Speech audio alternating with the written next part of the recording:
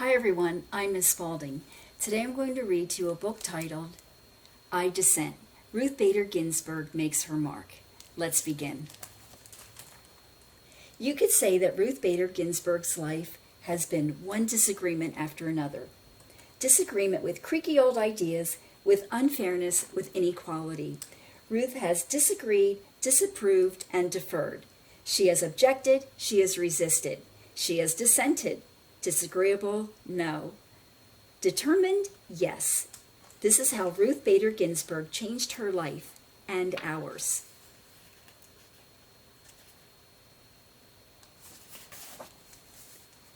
In 1940, Little Ruth's neighborhood was vibrant with immigrants, people from Italy, Ireland, England, Poland, and Germany, Jews from Russia, like Ruth's father, Nathan Bader.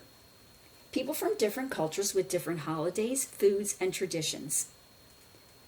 But in all these families in Brooklyn, New York, and in families everywhere, one thing was the same.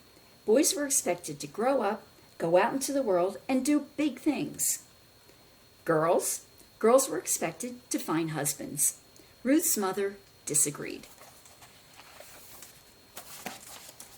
Celia Amster Bader thought girls should also have the chance to make their mark on the world, so she took Ruth to the library. On the shelves were stories of girls and women who did big things. Ruth read about Nancy Drew, girl detective.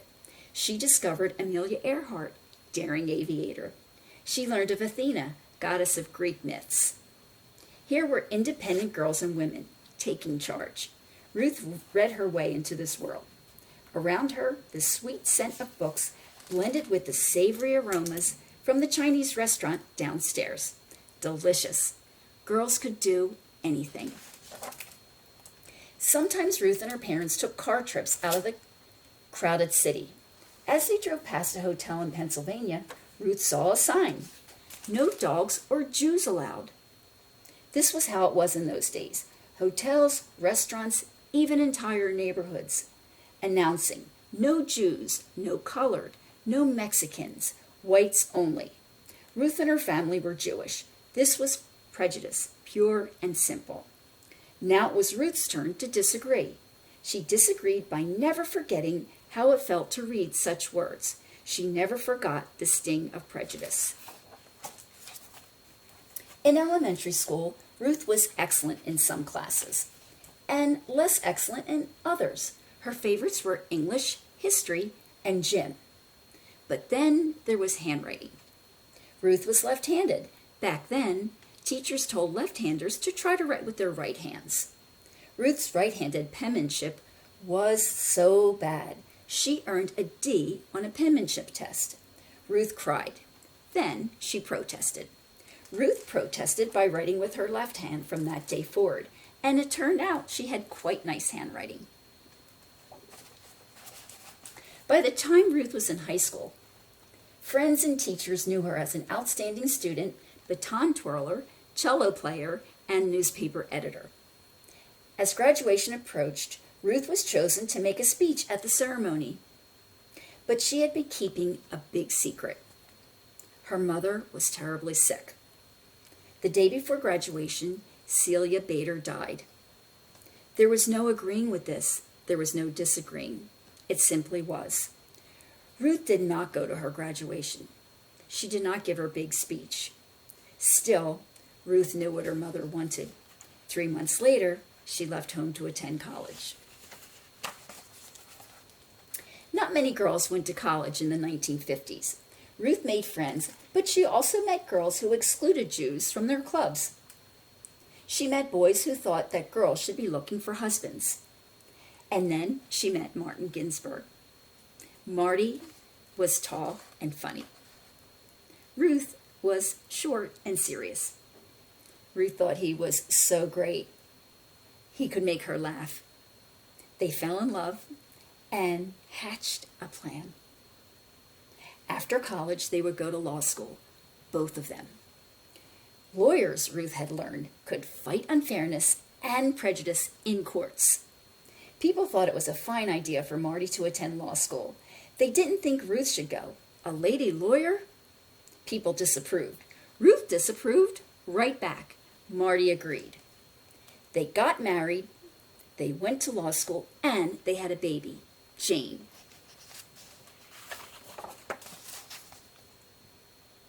Ruth's law school class had a total of 9 women and 500 men. She studied mightily and earned first place in the class, and yet, as graduation approached, no one would hire this brilliant new lawyer. Why not? She was a woman. Men didn't want to work with women. And she was a mother.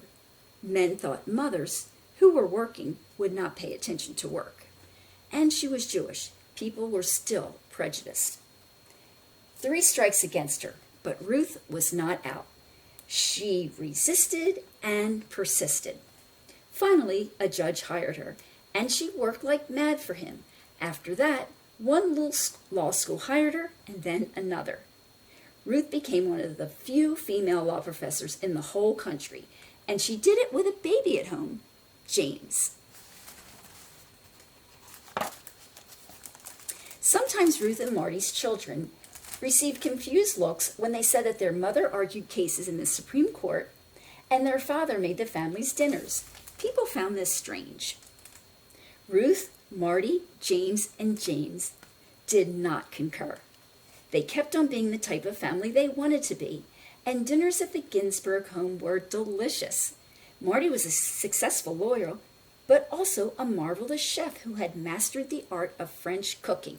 Ruth, her family knew, had mastered the art of burnt pot roast. Ruth became well known as a lawyer, so well known that President Jimmy Carter chose her to be a judge in Washington, D.C. Then Ruth became known as a first-rate judge, and President Bill Clinton asked her to be a justice on the Supreme Court. Along with 8 other Supreme Court justices, her job would be to decide the most significant cases and to answer the most difficult legal questions in the whole country. Ruth agreed. In 1993, Justice Ruth Bader Ginsburg became the first Jewish woman on the nation's highest court. I dissent, I dissent, I dissent.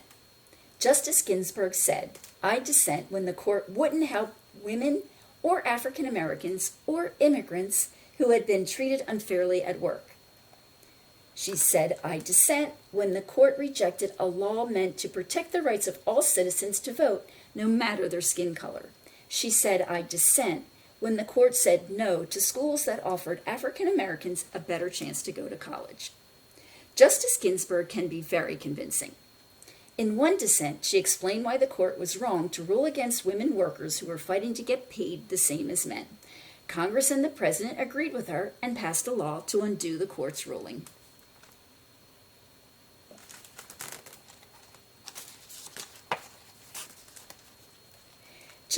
Justice Bader Ginsburg lived to be the oldest member of the Supreme Court. Some people have said she should have quit long ago because of her age. Justice Ginsburg begged to differ. She worked as hard as ever. She exercised in the gym. She never missed a day in court. She attended the opera. She gave speeches, traveled, and enjoyed life. Many have cheered Justice Ginsburg for her persistence and independence. They've called her a rock star, a queen, a goddess, and a hero. Of course, Ruth Bader Ginsburg wasn't a rock star, a goddess, or a queen. But to many, she is a hero. She made change happen, and she changed minds. She cleared a path for people to follow in her footsteps, girls in college, women in law school, and everyone who wants to be treated without prejudice. Her voice may not carry a tune, but it sings out for equality.